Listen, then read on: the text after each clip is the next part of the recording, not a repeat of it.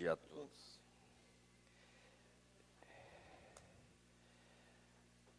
Existem pronunciamentos e pronunciamentos, pensamentos e pensamentos. Há pessoas, há produtores que produzem muito bem, mas quando chega na porteira para a estrada, não sabe o que fazer com o seu produto. Somos um dos maiores produtores de soja do mundo, somos um dos maiores produtores de carne de aves do mundo, suínos, e assim por diante. Temos por princípio, desde que acordamos de manhã, nos queixarmos. Temos por princípio de dizer, eu não votei nele. E acha que com isso cumpriu com o seu dever cívico na luta da verdadeira independência do Brasil. Pode até parecer enfadonho, mas alguém tem que chamar a atenção para o coletivo. Chamar a atenção para o amanhã. Chamar a atenção para o despertar de consciência. Porque se não existir um despertar de consciência, apenas e tão somente quando acordamos, já nos levantaremos reclamando. Mas reclamando do quê? Do vizinho, do uivo do cão, do miado do gato, que nos atrapalhou nosso sono, quando se não fosse isso, seria outra coisa qualquer. É muito fácil querer ver as coisas mudarem. É muito fácil culpar os outros. É tão covarde. As coisas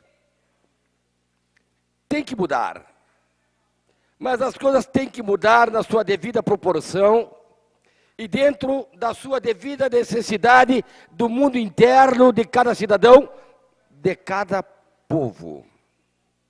Por isso, adivinha aquela frase célebre que de minha não é? Todo povo tem o governo que merece. Ficamos muito irritados quando De Gaulle, outrora, disse que nós éramos a República das Bananas. Os brasileiros se irritaram.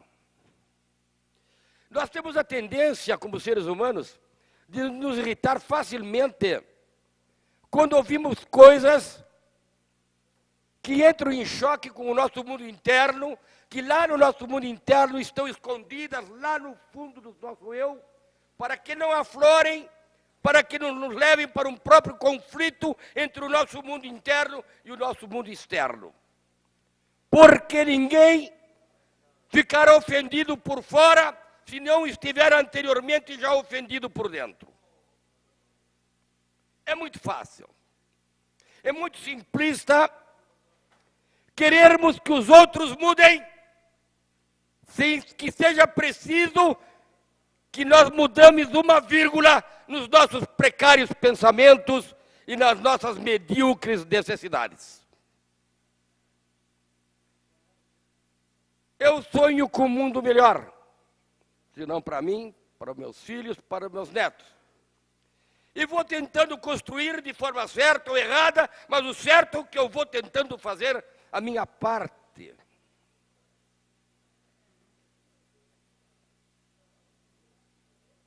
Gosto muito de ler. E triste é aquele que não gosta de ler. Pobre daquele que é pobre de espírito. E às vezes muito rico em verborreia, que sai do nada para lugar nenhum.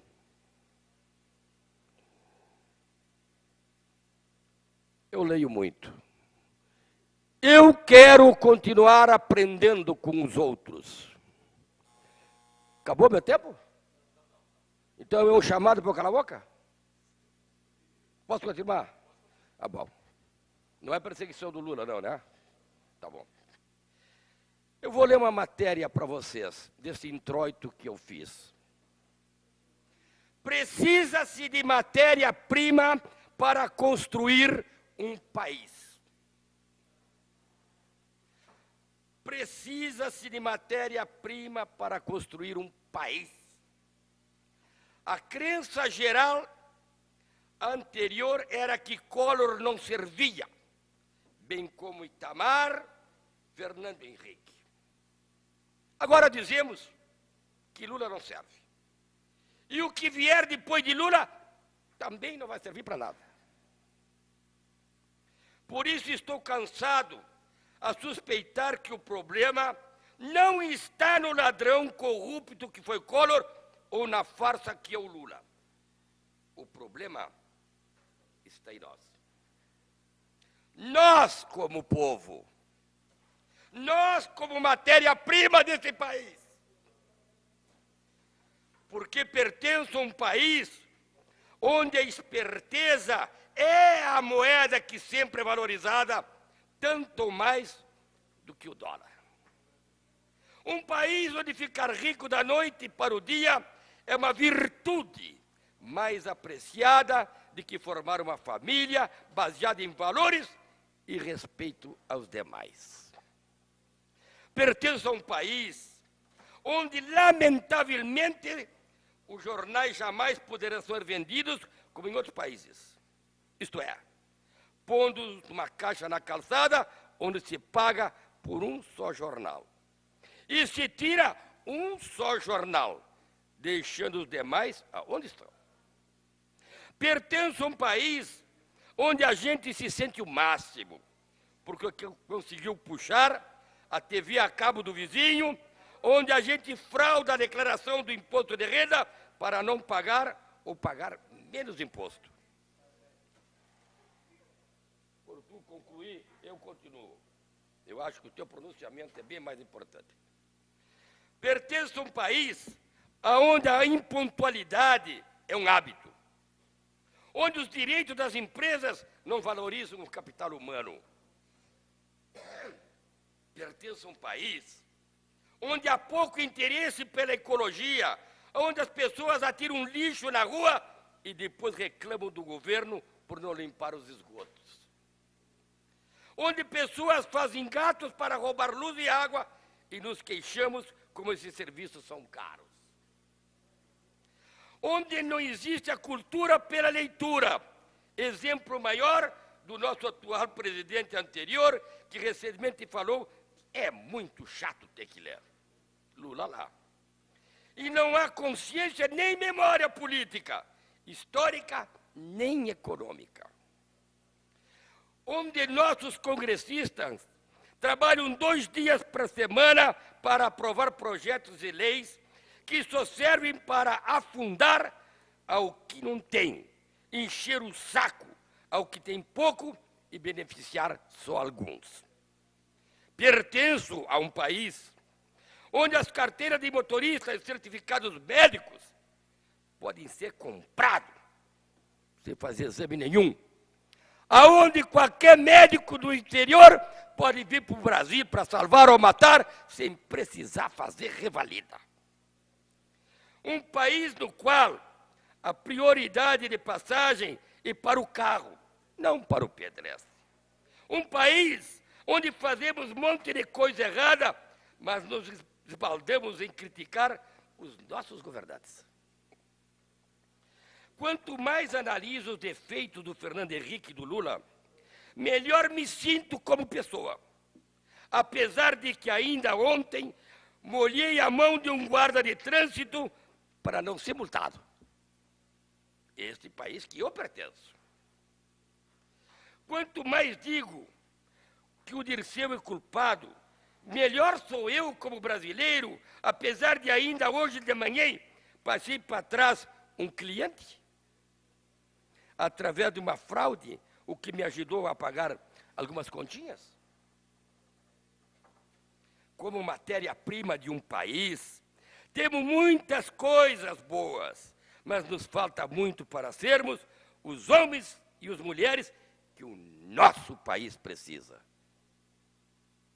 Esses defeitos, essa esperteza brasileira congênita, essa desonestidade em pequena escala, que depois cresce e evolui até converter-se em casos escandalosos, nessa falta de qualidade humana, mais do que Collor, Itamar, Fernando Henrique e Lula, é que é real e honestamente ruim, porque todos eles são brasileiros como nós, eleitor como nós.